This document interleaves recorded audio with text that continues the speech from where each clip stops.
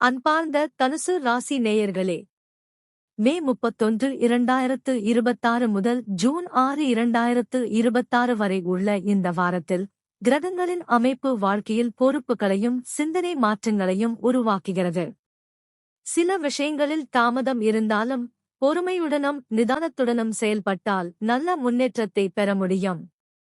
ரிஷப ராசியில் இருக்கும் சூரியன் உங்கள் ராசிக்கு 6ஆம் வீட்டில் இருப்பதால் எதிரிகளை வெல்லும் சக்தி கிடைக்கும். வேலை மற்றும் அரசு தொடர்பான விஷயங்களில் நல்ல தகவல் கிடைக்கலாம். போட்டித் தேர்வுகளில் சாதனை செய்ய வாய்ப்பு உள்ளது. உடல் நலத்தில் இருந்த சில பிரச்சினைகள் குறையலாம்.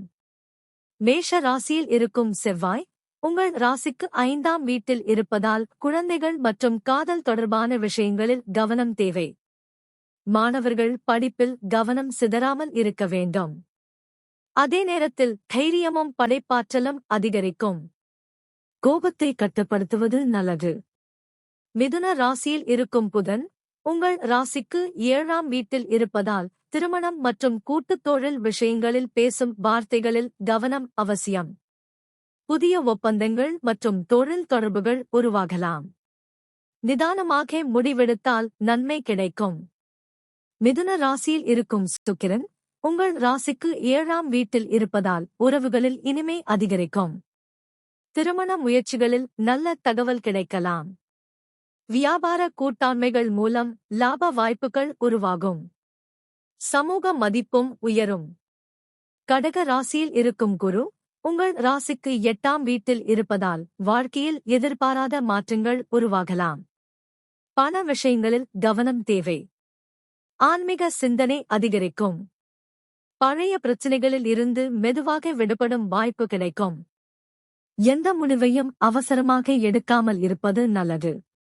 மீன ராசியில் இருக்கும் சனி உங்கள் ராசிக்கு 4ஆம் வீட்டில் இருப்பதால் அர்த்தாஷ்டம சனி தாக்கம் தொடர்கிறது. வீட்டில் மன அமைதி குறையலாம்.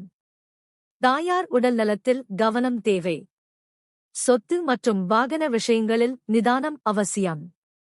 பொறுமையுடன் செயல்பட்டால் பாதிப்புகளை குறைக்க முடியும். கும்ப ராசியில் இருக்கும் ராகு உங்கள் ராசிக்கு 3ஆம் வீட்டில் இருப்பதால் துணிச்சல் மற்றும் முயற்சி அதிகரிக்கும். புதிய திட்டங்களை தைரியமாக தொடங்கலாம். பயணங்கள் மூலம் நன்மை கிடைக்கலாம். சமூக வட்டாரத்தில் மதிப்பு உயரும். சிம்ம ராசியில் இருக்கும் கேது உங்கள் ராசிக்கு 9ஆம் வீட்டில் இருப்பதால் ஆன்மீக ஈடுபாடு அதிகரிக்கும். தந்தை மற்றும் பெரியவர்களுடன் கருத்து வேறுபாடு வராமல் கவனமாக பேச வேண்டும். கோவில் தரிசனம் மன துணிச்சலும் சூரியனின் ஆதரவும் உங்களுக்கு முன்னேற்ற வாய்ப்புகளை தரும்.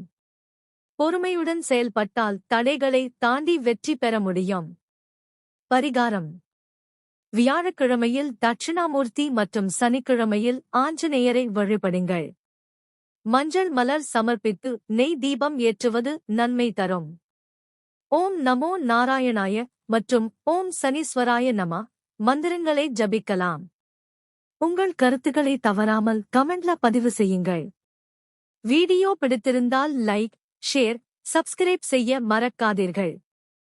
உங்கள் ஆதரவே எங்களுக்கு மிகப்பெரிய பலம்.